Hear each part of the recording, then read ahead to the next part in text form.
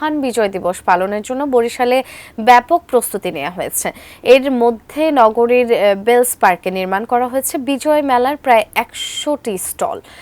বরিশাল নগরীর bells park থেকে বিস্তারিত জানাতে সরাসরি যুক্ত হচ্ছেন প্রতিনিধি হুমায়ুন কবির। হুমায়ুন, ময়মনসিংহ এবং খুলনা থেকে জানছিলাম আসলে বিজয় দিবসের প্রস্তুতি সম্পর্কে। বরিশালে যেহেতু ব্যাপক একটা আয়োজন এবং অনেক মেলার কথাও জানতে পাচ্ছি, তো এই মুহূর্তে আসলে নিরাপত্তা কতটা তৎপর আছে কালকে ঘিরে? কাজ চলছে। বরিশাল নগরীর ঐতিহাসিক বেলস পার্কে এখানে দিনব্যাপী বিজয় মেলার আয়োজন করা হয়েছে। এই বিজয় মেলা এখানে চলবে দিনব্যাপী। এছাড়াও বিভিন্ন জায়গায় বিশেষ করে যে বদ্ধভূমি রয়েছে এবং স্মৃতিফলক, সজ্জিত স্মৃতিফলক, সেগুলো পরিষ্কার পরিচ্ছন্নের কাজ ইতিমধ্যেই সম্পন্ন হয়েছে।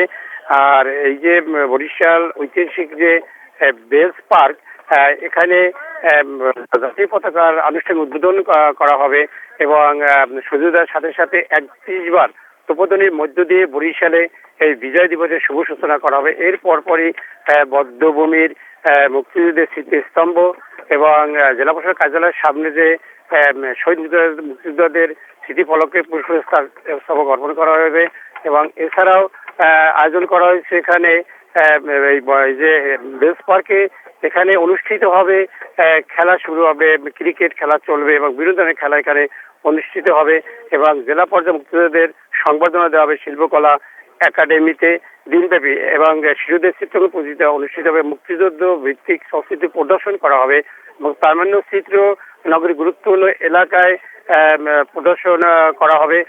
দিনব্যাপী এই কার্যক্রম চলবে এবং জেলা প্রশাসনের পাশাপাশি এখানে বিএনপি সহ বিভিন্ন রাজনৈতিক দলও এই দিনটি পালনের জন্য ব্যাপক পরিস্থিতি তারা গ্রহণ করা হয়েছে এবং প্রস্তুতি চলছে। এবং আমি যে এখানে রয়েছি ঐতিহাসিক বেলস পার্কে, আমি একটু দেখাচ্ছি যে এখানে যে ১০০টি স্টল নির্মাণ কাজ ইতিমধ্যেই সম্পন্ন করা হয়েছে। তার পাশাপাশি এখন চলছে প্যান্ডেল তৈরির কাজ।